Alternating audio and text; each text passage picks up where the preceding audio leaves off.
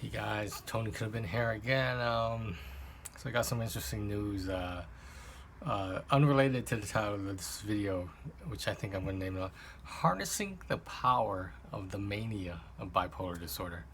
In the meantime, I'd like to share my chipped tooth with America out there and possibly the world. Yeah, so I've had so many problems with that tooth, it's just crazy. I don't know, it keeps getting chipped. Maybe I just eat a lot of unhealthy sugary foods. I don't know. Maybe I'm biting too hard on hard foods, or I'm not sure what it is. Anyway, yeah. So this is something I discussed in my autobiography, the first edition.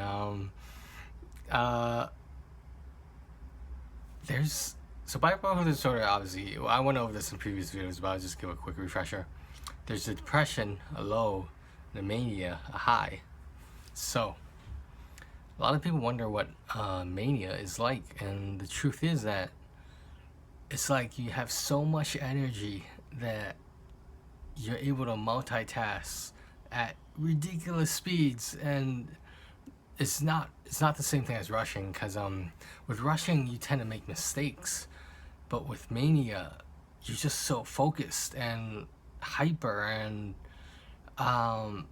if you can, I've tried many times in the past when during brief periods where I was unmedicated for whatever reasons, I tried to harness that power, and I was like, I talk about the one particular instance I remember the most clearly in my book. So it was just some random weekday morning. I was waiting to hear if I was gonna start collecting disability or not, and I was just in this weird interim phase, and I had a how to improve your dating life like document open that I was watching a video for and taking notes of. Then I had my computer. So this was to my left. That little dating advice kind of thing I was reading.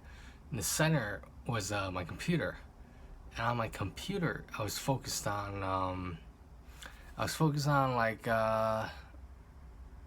my book. I think I was working on my book at the time, and I was really into it because I already type ridiculously fast, maybe not the most accurate, but ridiculously fast.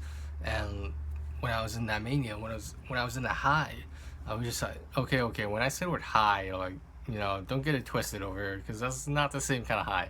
This mania high is on another level. It is like, I don't want to make the comparison that is like ADHD, but with that level of productivity and that speed, like, the things you can accomplish are limitless. It's crazy.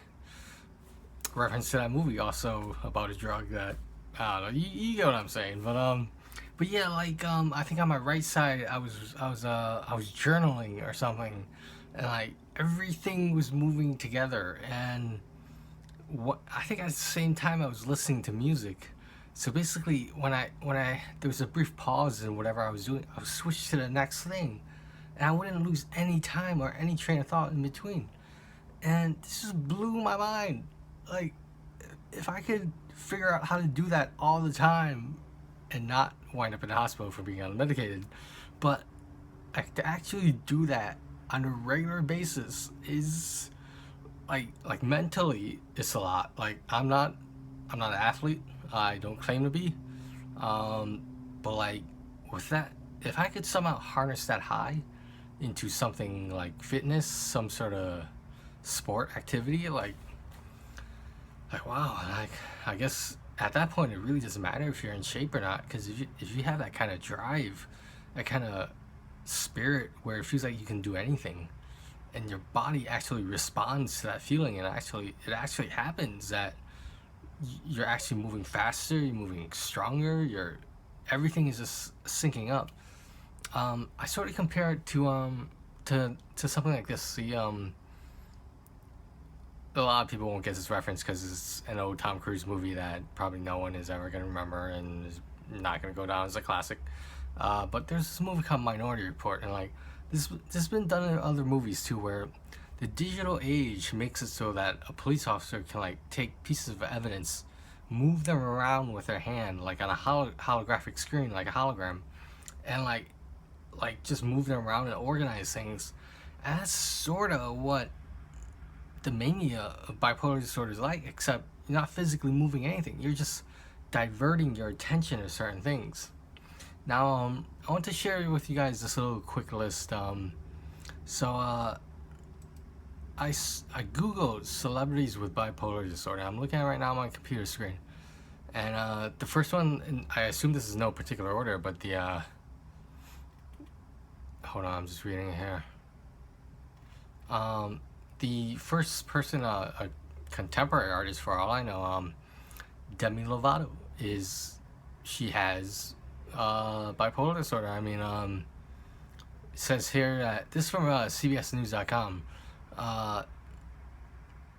When she entered rehab at age 22, because I think she has a song about rehab, right, Demi Lovato. But yeah, she was diagnosed at the same time that she was when she went in rehab, she was diagnosed with bipolar disorder. So I'll just share this straight up front. People with that bipolar disorder, I guess fortunately for not that I am not one of those people who let me explain. Obviously I have bipolar disorder, but let me explain this. Usually there's abuse of a substance, typically alcohol. Obviously other drugs can be involved, but that was never a problem for me.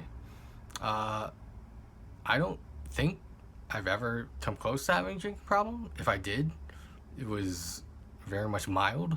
I've never had a DUI, never did something illegal while drunk or something ridiculously stupid while drunk, and let alone get caught for it. But Sinead O'Connor, also with bipolar disorder. I'm just reading it here. Yeah, so Sinead O'Connor has 10 solo albums, and then on the Oprah Winfrey Show in 2007, she was diagnosed and struggled with thoughts of suicide and overwhelming fear. Like I assume that's sort of like borderline anxiety kind of issues, but she does say medication has helped her.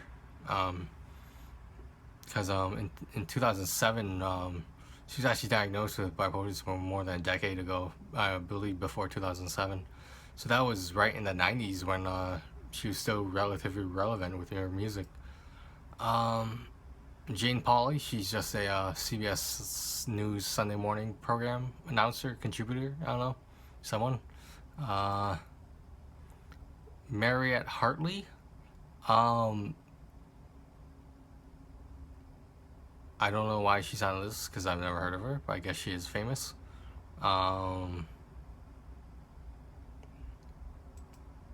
There's also Jean-Claude Van Damme. Jean-Claude Van Damme is bipolar. He's been I believe he was eventually diagnosed with rapid cycling bipolar disorder after he quote-unquote hitting bottom, as I assume they mean rock bottom, with his drug problems, his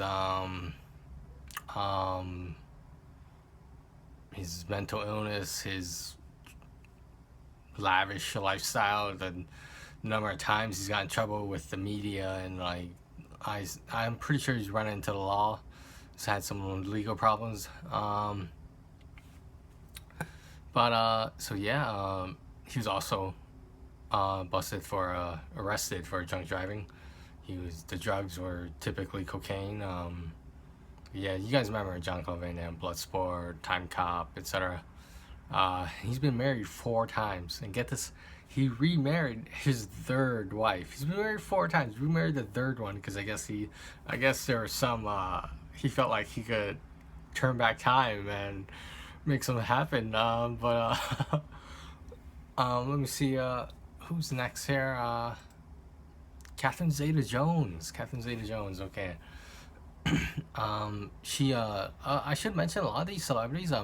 They do speak out for mental health, and they contribute to the misunderstandings and whatnot of the stigma. Vivien Leigh, the actress from Gone with the Wind. I'm not familiar with another movie she did.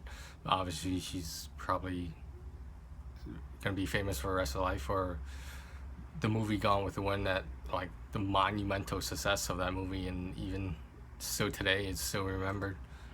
Well, she abused alcohol as well. Vivien Leigh, the lead actress of Gone with the Wind. Russell Brand, the comedian, he references bipolar disorder in his comedy, and he actually had binge eating problems, which is not typical for boys in terms of the stereotype of eating disorders. I'm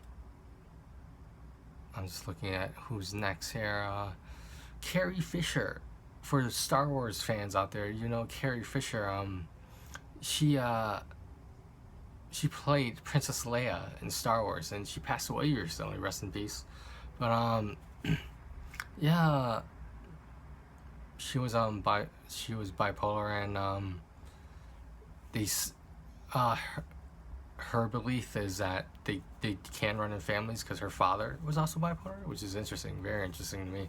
And then there's and the page has seemed to mess up because for some reason this is not working with my internet. But I think the rest of them out there were I know Amy Winehouse, before she committed suicide. I assume it was from a well, I guess it wasn't suicide, it was more alcohol poisoning, but technically I'm pretty sure no one was forcing her to drink. But you know, you never really know with celebrities. But yes, they are people too, and some of them suffer from bipolar disorder, much like many, supposedly 5 million Americans suffer from some form of bipolar disorder, whether it be diagnosed or not diagnosed, which is very interesting to me. So just I'll add in the description what are the celebrities there are out there, but because my internet's messing up right now, I'm not sure why. And alright guys, I'm gonna be posting a PlayStation video with my new PlayStation camera coming up soon, and hopefully we'll get it to work. And well, that is my video, harnessing the power. I should call it how to harness the power of bipolar disorder, but we'll see. Alright, stay frosty guys.